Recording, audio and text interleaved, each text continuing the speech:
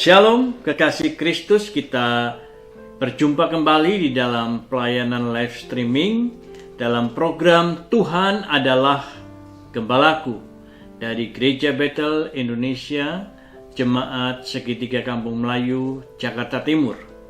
Saya, Pendeta Yonatan Hintoro. Saudara, sebelum kita diberkati melalui kebenaran firman Tuhan, mari saya undang untuk kita tunduk kepala. Bapa dalam surga, kami menghampiri Engkau, kami mau diberkati Tuhan, kami mau Tuhan mengikuti kehendak Tuhan. Urapi hamba-Mu, urapi kami semua yang ada dimanapun kami berada. Tuhan, Engkau mengurapi dan memberkati kami, sehingga kami boleh mendapat pewahyuan yang baru dari Tuhan. Bekerjalah dan beracara selama pemberitaan firman-Mu ini, sehingga firman-Mu boleh menjadi rema dan pelita bagi kaki kami semua, sehingga kami boleh menjadi berkat dan kami boleh diberkati. Dalam nama Yesus kami sudah berdoa, amin. Shalom, kekasih Kristus, kita berjumpa di dalam program live streaming dari Tuhan Adalah Gembalaku. Saudara yang Tuhan kasih, pada kesempatan ini saya akan menyampaikan kebenaran firman Tuhan dengan satu tema, jangan khawatir akan hari esok. Saudara, kelihatannya tema ini agak sedikit usang karena situasi ini orang sudah membicarakan banyak sekali mengenai kekhawatiran. Saudara, kekhawatiran ini sudah tidak asing lagi bagi setiap orang yang ada, terutama di kota-kota besar maupun dimanapun kita berada, apalagi dikaitkan dengan masa-masa pandemik sekarang ini dengan COVID-19. Kita semakin was-was dan khawatir. Nah, saudara yang Tuhan kasihi, sebenarnya makna khawatir itu pengertiannya apa sih? Khawatir, ya. Yang dimaksud dengan khawatir itu orang merasa ketakutan. Ketakutan yang sangat-sangat berlebihan, saudara. Menghadapi situasi saat-saat sekarang ini, orang khawatir. Jadi ketakutan ini menguasai pola pikir di dalam kehidupan kita. Kita akan berbuat sesuatu, kita akan berjalan sesuatu, kita akan melakukan aktivitas sesuatu, kita merasa ketakutan. Ketakutan yang luar biasa yang tidak bisa dicegah, dihalangi. Bahkan kalau boleh dikatakan kita merasa takut, juga merasa gelisah. Gelisah itu nggak bisa tenang, saudara. Nggak bisa tenang di dalam menghadapi situasi, kondisi apapun di dalam kehidupan kita. Kita inginnya selalu berontak. Menurut pemikiran kita seperti ini, menurut kemauan saya seperti ini. Sebetulnya gelisah ini pun mengakibatkan kita semakin tidak baik di dalam menghadapi segala keadaan, kondisi yang ada di depan kita. Kalau boleh saya tambahkan, khawatir bukan hanya takut dan gelisah saja, tetapi kecemasan.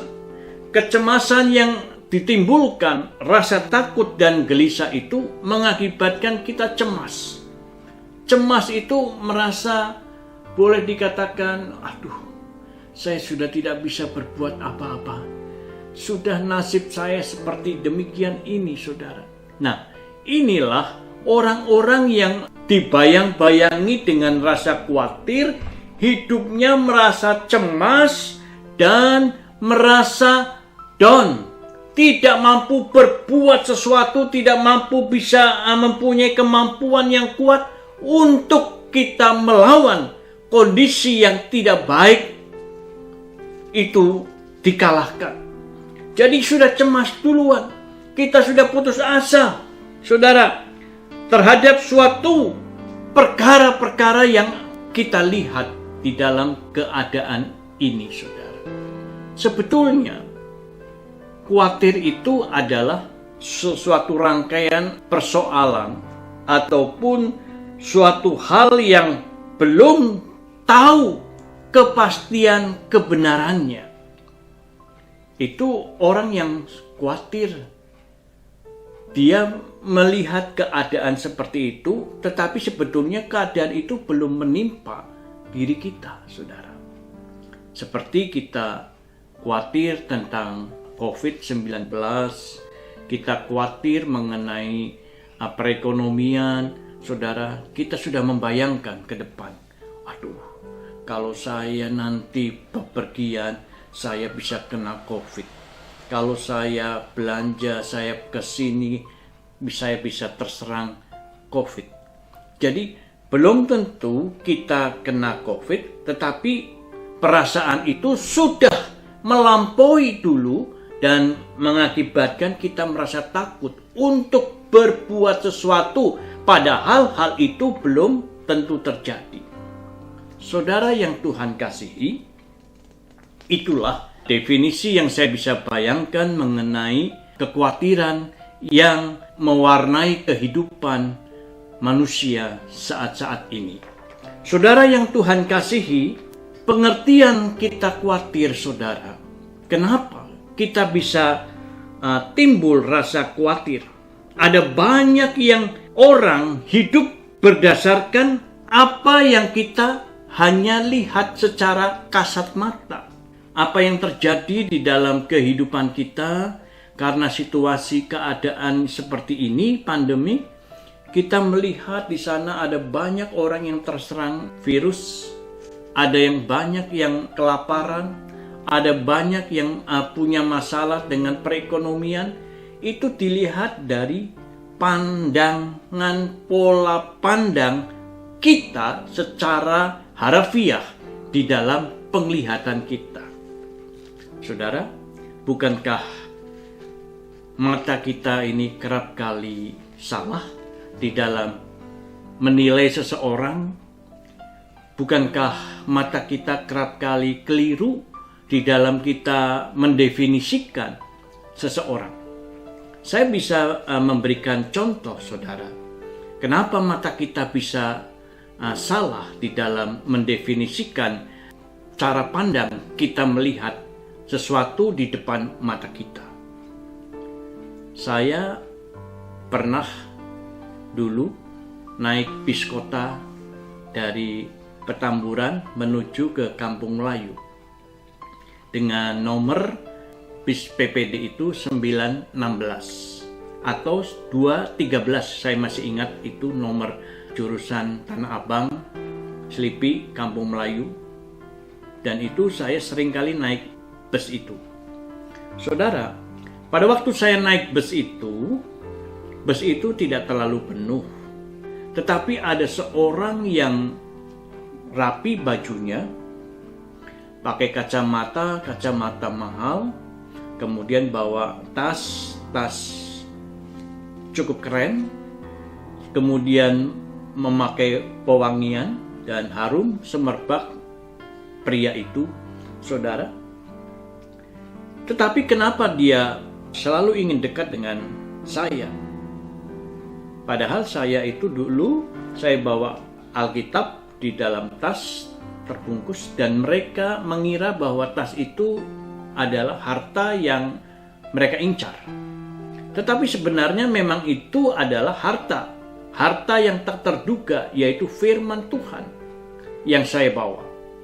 Saudara, pada waktu itu saya kaget, saya terkejut dengan kejadian seperti itu, saudara. Orangnya rapi, pakai kacamata yang bagus, kemudian wangi dan seperti orang perkantoran. Tetapi dengan dia mendekati saya dan nempel di badan saya maju ke depan, kemudian saya tanya sama kondektur, "Mas, itu siapa?" Saya bilang begitu. Kondektur itu tidak mampu berbuat banyak, tetapi dia pesan kepada saya, "Mas, hati-hati." Ternyata apa yang saya nilai seperti orang kantoran mau berangkat kerja atau pulang kerja, saudara, ternyata salah. Mata saya yang melihat bahwa orang itu parlente dan gagah dan rapi dan wangi, saudara, ternyata itu adalah seorang pencopet. Seorang pencuri yang akan mencuri dompet kita, akan mencuri apa yang ada pada diri kita, saudara. Nah, saudara yang Tuhan kasih, salah bukan? Mata kita kerap kali salah di dalam menilai sesuatu masalah. Oleh sebab itu, saudara yang Tuhan kasihi, kekhawatiran itu bisa mewarnai di dalam kehidupan kita, di mana kala kita melihat keadaan yang ada di sekeliling kita mempengaruhi pola pikir kita, jantung kita, hati kita, perasaan kita, sehingga kita menilai sesuatu itu berdasarkan perasaan yang ada di dalam kehidupan kita. Dan itu belum tentu kebenarannya. Oleh sebab itu, saudara yang Tuhan kasihi, mata inilah kerap kali salah di dalam kita menilai. Bukankah banyak wanita tertipu dengan seorang lelaki yang gagah, yang bawa mobil, yang mendekati dia dan memacarinya, kemudian berjanji makan bersama, dan wanita itu sangat terpengaruh dengan keadaan mobil yang bagus dan sebagainya, dan akhirnya tertipulah wanita itu karena mobil itu adalah mobil sewaan, bukan mobil pribadi, saudara. Nah, kalau saja kita mencari pacar atau calon suami hanya berdasarkan pola pandang kita, mata kita, saudara, engkau akan tertipu, engkau akan salah, dan engkau akan rugi, dan engkau akan menyesal pada waktu mata kita memberikan penilaian seperti demikian itu. Oleh sebab itu, saudara yang Tuhan kasihi, makanya saya berkata, ada banyak sekali manusia, ada banyak sekali anak Tuhan yang tertipu oleh mata kita sendiri dan mengakibatkan kekhawatiran itu merasuk di dalam kehidupanmu, merasuk di dalam sanubarimu, sehingga pola pikirmu akan merasakan kekhawatiran yang menguasai, menakutkan, membuat kita gelisah, membuat kita cemas, membuat energi kita habis. Karena apa? Karena kekhawatiran itu yang belum tentu ada kebenarannya. Saudara yang Tuhan kasihi, sebenarnya di dalam hidup kita itu ada sesuatu yang tidak kelihatan. Ya, ada sesuatu yang tidak kelihatan yang mampu membuat kita itu menjadi semangat, yang mampu membuat kita menjadi kuat, dan yang memampukan kita menjadi pemenang di dalam segala langkah hidup kita.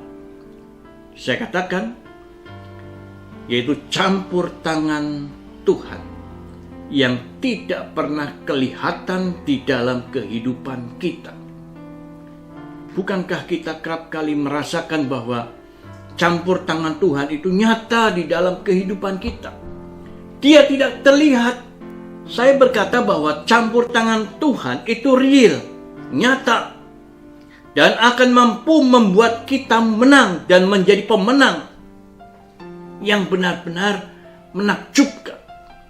Hanya tangan Tuhan yang tidak kelihatan secara kasat mata, yang tidak pernah salah untuk langkah-langkah kita ke depan.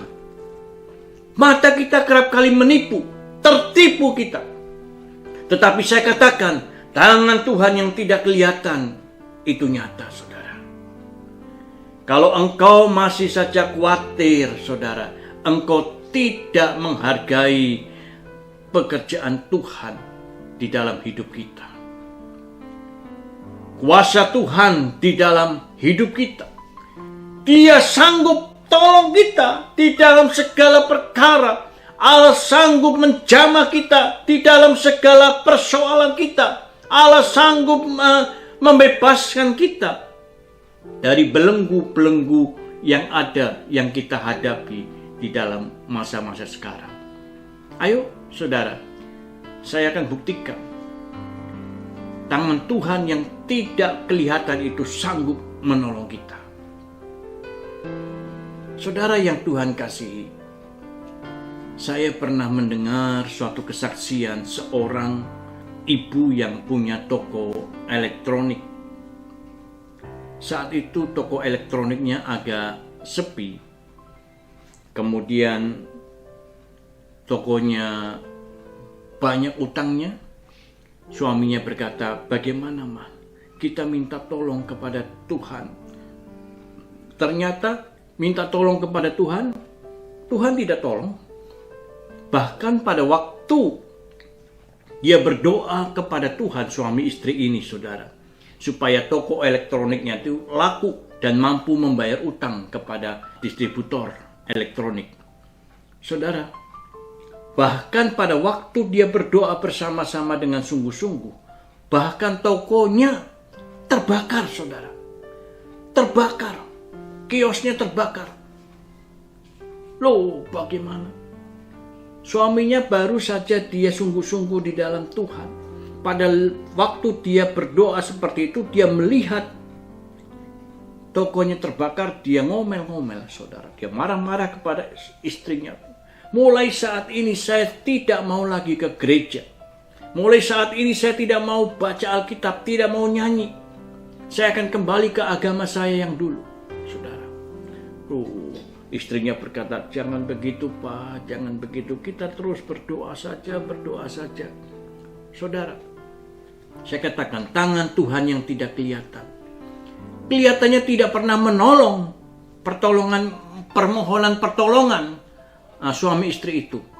Tetapi pada waktu berjalan seperti itu, saudara yang Tuhan kasihi, mereka terkejut, tercengang-cengang. Bahkan semua salesman elektronik, semua salesman TV dan salesman mesin cuci, kemudian kulkas, AC dan sebagainya, dia datang kepada mereka dan berkata, tidak untuk menagih utang, tetapi dia berkata, Ibu, kapan Ibu mau bangun tokonya lagi?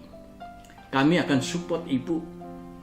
Kalau Ibu mau, akan kami support 2 kali sampai 3 kali lipat seperti semula. Lebih daripada itu, saudara. Terkejut.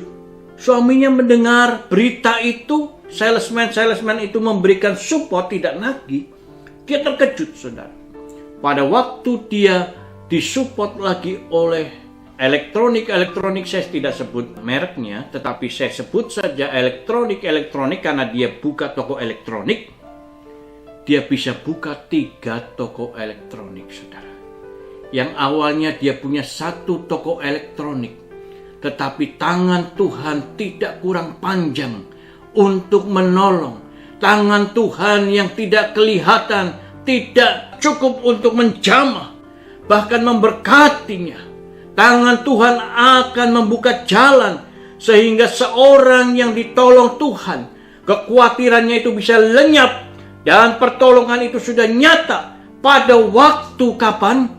Pada waktu kita percaya ada tangan kuat kuasa Allah yang sanggup menolong dan membukakan jalan kekhawatiran kita hilang.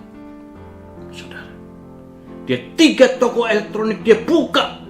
Padahal dia awalnya cuma punya 1 toko elektronik. Saudara, kenapa hal itu bisa terjadi? Tangan Tuhan menjamah kita.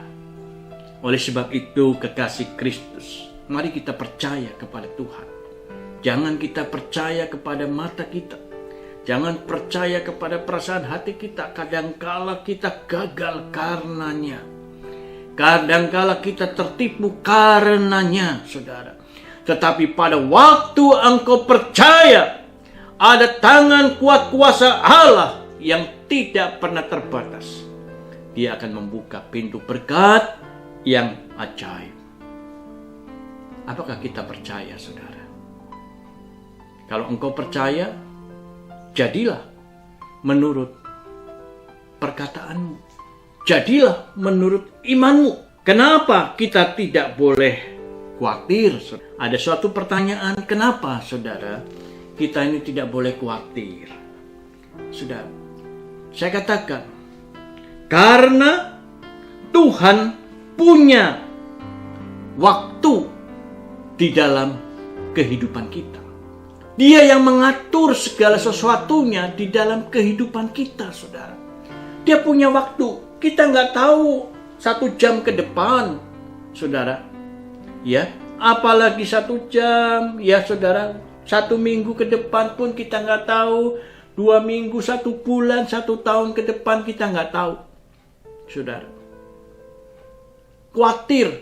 Kekhawatiran itu akan membelenggu berkat Tuhan, membelenggu mujizat Tuhan, membelenggu segala kuat kuasa Allah tidak terjadi dalam hidup kita.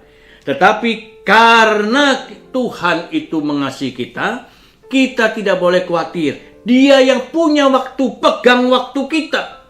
Oleh sebab itu, saudara yang Tuhan kasih, percayalah di dalam Tuhan, waktu kita ini adalah waktu yang diberkati Tuhan. Apapun kondisi sekarang ini, saudara, secara manusia, secara kedagingan, semua orang khawatir. Tetapi saya punya yang namanya name of Jesus Christ. Dia adalah nama di atas segala nama yang tidak pernah meninggalkan kita barang sedetik pun. Dia tahu teriakan kita. Dia mengerti tentang segala sesuatunya. Setiap detik Tuhan tahu. Setiap waktu Tuhan tahu. Oleh karena itu, saudara yang Tuhan kasih, percayalah kepada Tuhan. Dia yang tidak pernah mengecewakan kita. Dan firman Tuhan pernah mengatakan, serahkanlah segala kekhawatiranmu kepadanya. Serahkan, saudara. Kekhawatiran apa? Kekhawatiran masa depan, kekhawatiran apa segalanya, saudara. Percayalah, Tuhan akan buka jalan. Karena tangan Tuhan sungguh tangan yang luar biasa. Oleh karena itu, saudara yang Tuhan kasihi, seharusnya sebagai anak-anak Tuhan, ya, kita akan mampu berkata, a man of nothing to lose. A man of nothing to lose. Ya, kita ini tidak khawatir di dalam kehidupan apapun. Ya, harta benda kita nggak boleh khawatir, saudara. Saudara yang Tuhan kasih, kekhawatiran bil, rumah, dan sebagainya, segala sesuatunya, kita tidak boleh khawatir. Allah akan memberikan segala sesuatunya. Apalagi harta benda. Seperti Paulus pun, dia berkata bahwa diriku pun aku tidak khawatirkan. Apalagi uang, apalagi kekayaan, apalagi usaha kita. Saudara, ada banyak orang yang ketakutan di masa-masa pandemik sekarang ini, khawatir mengenai perusahaannya. Dia bagaimana mengelola sehemat-hematnya. Secara logika masuk akal, tidak salah. Tetapi kekhawatiran itulah yang kadangkala mengakibatkan kita ini malas berdoa kepada Tuhan. Yang membuat malas kita bersekutu kepada Tuhan. Khawatir membuat kita malas memuji Tuhan. Khawatir membuat kita malas untuk baca Alkitab. Saudara, sekarang ini mari kita kembali kepada back to the Bible. Kembali kepada Alkitab. Ya saudara, a man of nothing to lose. Jangan memikirkan yang lain-lain. Karena kita punya Allah. Dia yang akan memberkati kita. Dia yang akan memagari kita daripada segala sesuatu yang mencelakakan kita. Termasuk COVID-19. Saat ini saudara, apa yang kau khawatirkan itu tidak akan menambah kehidupanmu dalam selangkah ke depan. Tetapi mari kita menyerahkan segala kekhawatiran kita, ketakutan kita kepada Dia yang mengasihi kita. Saat ini kiranya Tuhan memberkati kita. Amin, amin.